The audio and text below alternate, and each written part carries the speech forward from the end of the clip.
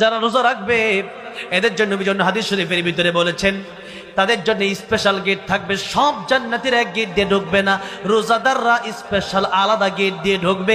সেই গেটের নাম আল্লাহ রাব্বুল আমিন রেখে দিয়েছেন রাইয়ান। সুবহানাল্লাহ। রাইয়ান গেট দিয়ে কেবলমাত্র রোজাদাররাই প্রবেশ করবে।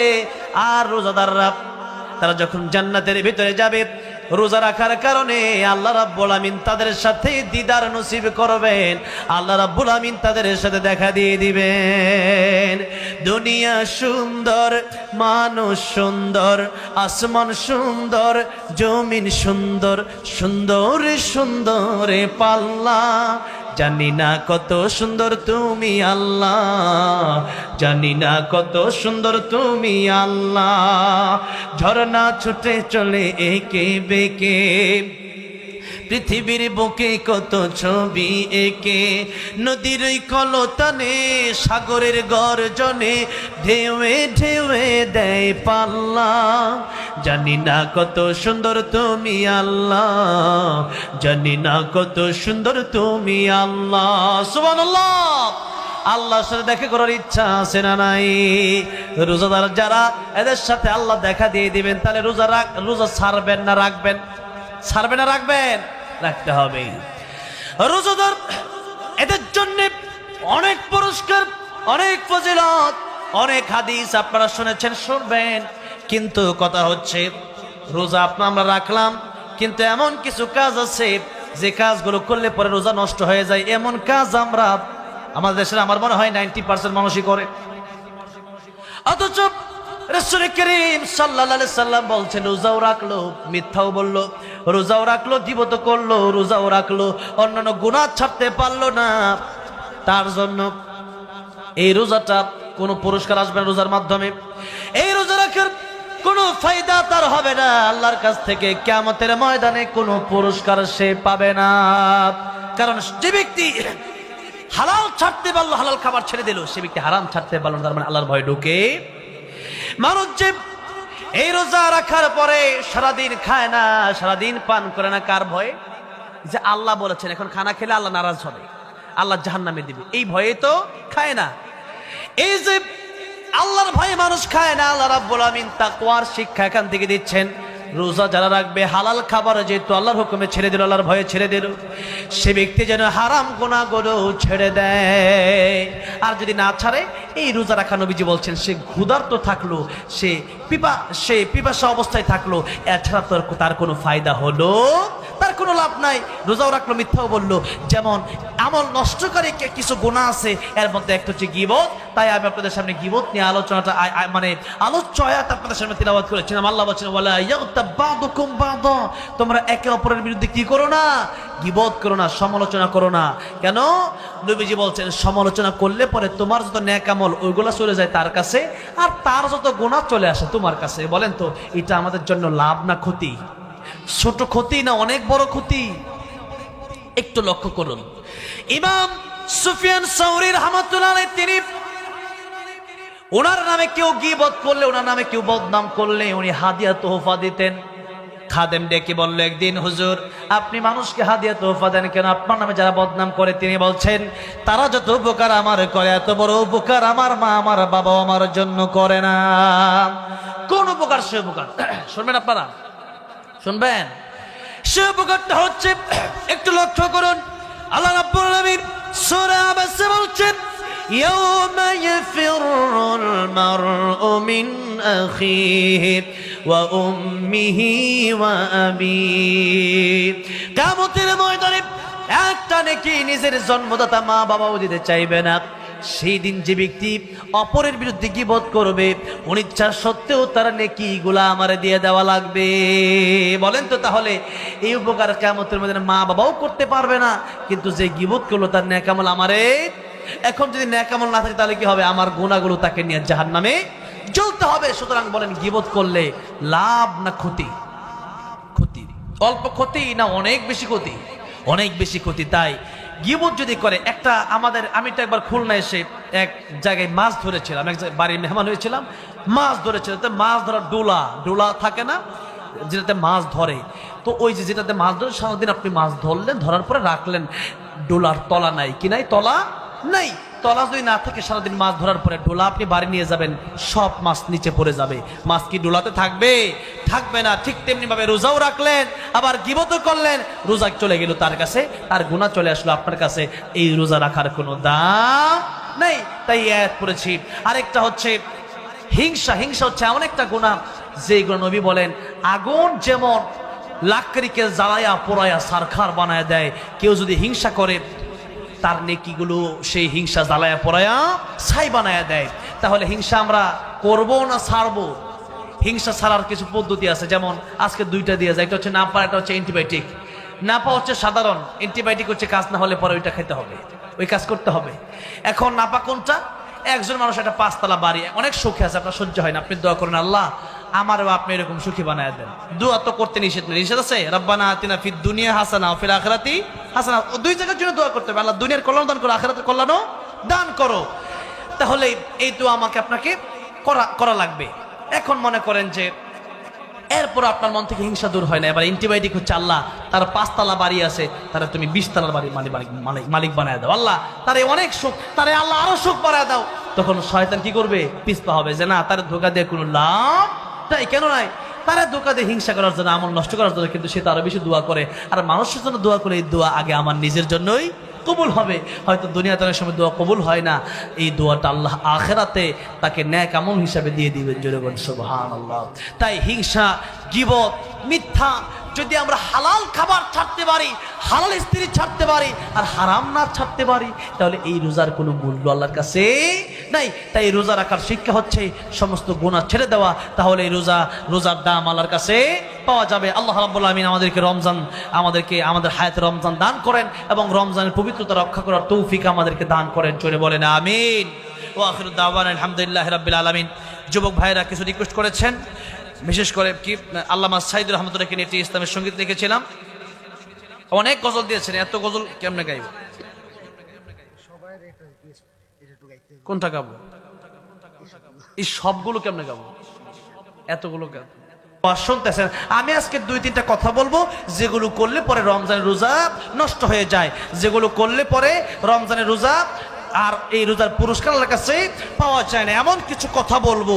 তাই আমি প্রথমেই খুতবার শুরুতেই একখানা আয়াতে কারিমার মধ্য থেকে একটু তেলাওয়াত করেছি যে ওয়ালা ইয়াগতাব বা'দুকুম বা'দা, সূরাতুল হুজুরাত আয়াত নাম্বার 12। এই আয়াত থেকে আমি আপনাদের সামনে তেলাওয়াত করেছিলাম। আল্লাহ বলছেন তোমরা একে অপরের বিরুদ্ধে গীবত করবা না।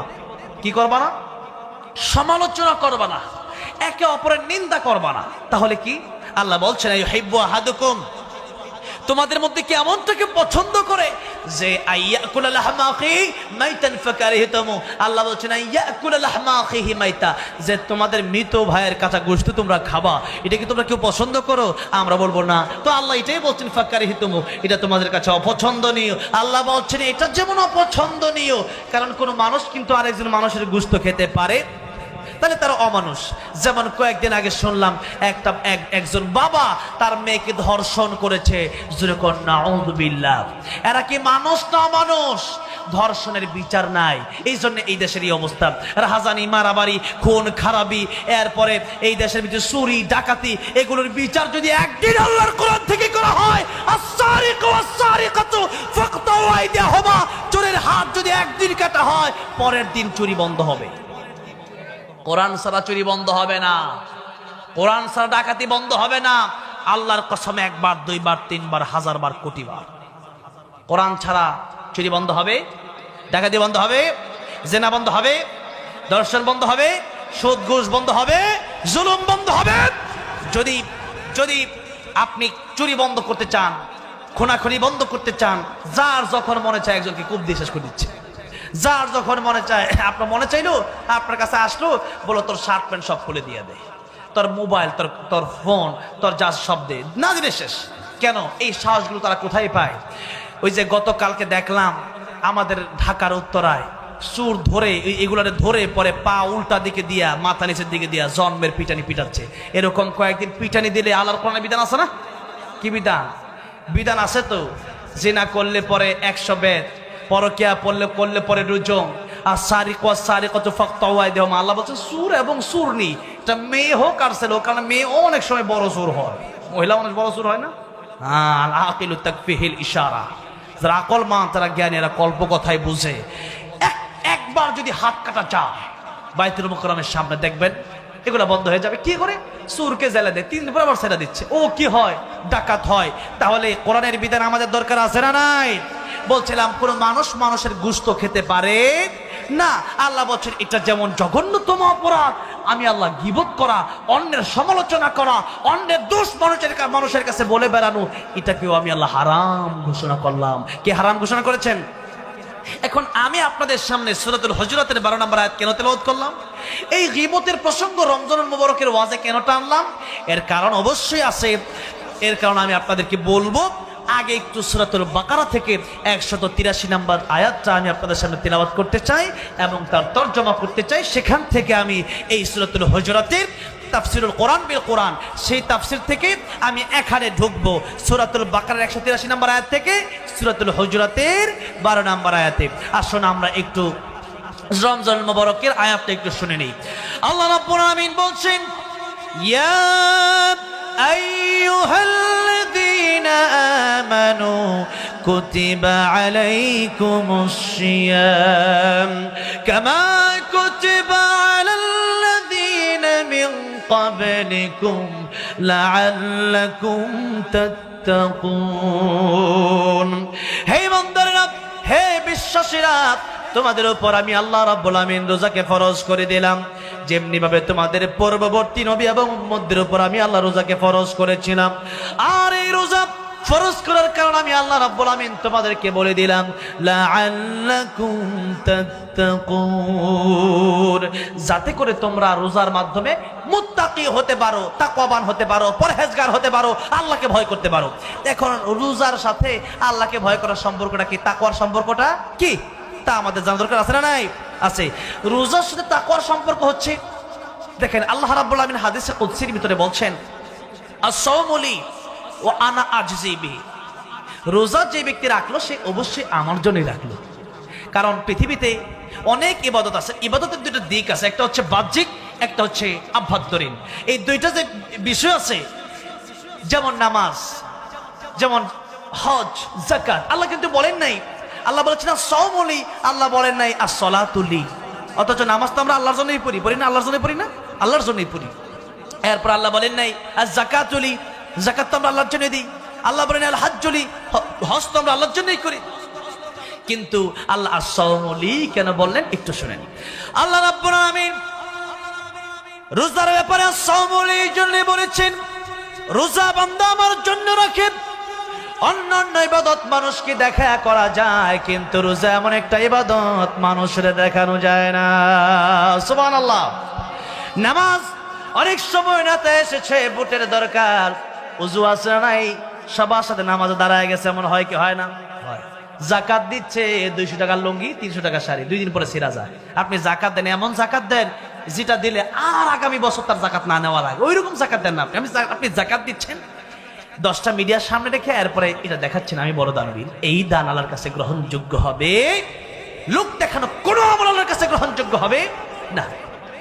তাই নবীজি বলছেন কিয়ামতের ময়দানে অনেক শহীদ জাহান্নামে যাবে মানুষকে দেখানোর কারণে, অনেক আলেম জাহান্নামে যাবে মানুষকে দেখানোর কারণে, অনেক দানবীর জাহান্নামে যাবে লোক দেখানো দান করার কারণে। এই জন্য আগে ইখলাস থাকতে হবে ভিতরে। কি থাকতে হবে? ইখলাস থাকতে হবে। এই জন্য নামাজ মানুষকে দেখানো যায়, রোজা মানুষকে দেখানো যায়, কোরবানির গরু মানুষকে দেখানো যায়, অনেক বড় গরু কিনছে, দেখো সবার চেয়ে বড় আমারটা। এরপরে হজ না করলে মানুষ কি বলবে, তাতে তার জন্য হজ করা যায়। কিন্তু রোজা এমন একটা ইবাদত, ঘরে বসে আপনার পানি পিপাসা লাগছে, 1 গ্লাস পানি আপনি পান করে মুখটা মুছে বাইরে আসলেন, কেউ বুঝবেই না আপনি যে রোজাদার না রোজা রাখেন নাই, বুঝবে কেউ? বুঝবে না।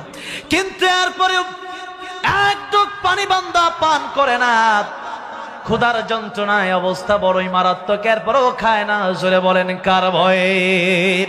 যাদের হৃদয়ে আছে আল্লাহর ভয়, তারা কভু পথ ভুলে যায় না। আল্লাহর প্রেম ছাড়া এই দুনিয়ায় কারো কাছে কোনো কিছু চায় না, ঠিক না? এই জন্য রোজা আল্লাহ বললেন বান্দা আমার জন্য রোজা রাখে, আর রোজার পুরস্কার স্বয়ং আমি আল্লাহ নিজে হাতে বান্দাকে কিয়ামতের ময়দানে দিয়ে দেব। অন্য riwayতের ভিতরে আসছে আল্লাহ রাব্বুল আমিন বলছেন ওয়ানা উজ্জা বিহি, রোজার পুরস্কার শুধু আমি আল্লাহ আমার হাত দিয়ে দিব তাই না, রোজা যেহেতু আমি আল্লাহর জন্যই রাখে বান্দা, আমি আল্লাহ নিজেই বান্দার জন্য পুরস্কার হয়ে যায়। মাল্লাহুল মাওলা ফারাহুল কুল, আল্লাহ যদি আমার জন্য হয়ে যায় তামাম পৃথিবী আমার আর দরকার নাই, তামাম পৃথিবী আমার কদমে চলে আসবে, ঠিক কিনা? এই জন্য আব্দুল কাদের জিলানী রহমতুল্লাহ তিনি বলতেন জান্নাত ও দোজখ সে ইয়া রব क्या करो, जन्नत दोज़ख से या रब क्या करो, आरज़ू है मैं तुझसे देखा करूं। ऐ अल्लाह জান্নাত জাহান্নাম দিয়ে আমি কি করব? যদি তোমারে না পাই জান্নাত দরকার নাই, আর তোমারে যদি পেয়ে যায় জাহান্নামে গেলেও আফসোস নাই, কারণ তোমার দেখলে আমার অন্তর ঠান্ডা হয়ে যাবে। আল্লাহু আকবার। জান্নাতে যাওয়ার পরেও আল্লাহ রাব্বুল আমিন জান্নাতীদেরকে জিজ্ঞাসা করবে, ও জান্নাতীরা তোমাদেরকে বাড়ি দিলাম, নারী দিলাম, গাড়ি দিলাম, হোর গিলমান দিলাম, ফল ফলা দিলাম, ফসল দিলাম, ফুল দিলাম, কত কিছু দিলাম, নহর দিলাম, দুধের নহর, মধুর নহর, শরাবের নহর, এত নহর তোমাদেরকে আমি আল্লাহ দিলাম, এরপরে কি আরো কিছু চাওয়ার বাকি আছে? জান্নাতীরা বলবে আল্লাহ কিচ্ছু পাই নাই, তোমার দেখতে না পারলে জান্নাত দরকার নাই। আল্লাহু আকবার। এই জন্য রোজার আরেকটা পুরস্কার হচ্ছে আল্লাহ রাব্বুল আমিন আরেকটা পুরস্কার আমাদেরকে দিবেন। কি পুরস্কার? নবীজি হাদিস শরীফের ভিতরে বলছেন লিসাইমি ফারহাতান, রোজাদারের জন্য দুইটা পুরস্কার, একটা দুনিয়াতে আর একটা আখিরাতে। দুনিয়ার পুরস্কার হচ্ছে ফিতরাতুন ফারহাতুন ইনদা ফিতরিহি, দুনিয়ার পুরস্কার হচ্ছে মানুষ ইফতারের সময়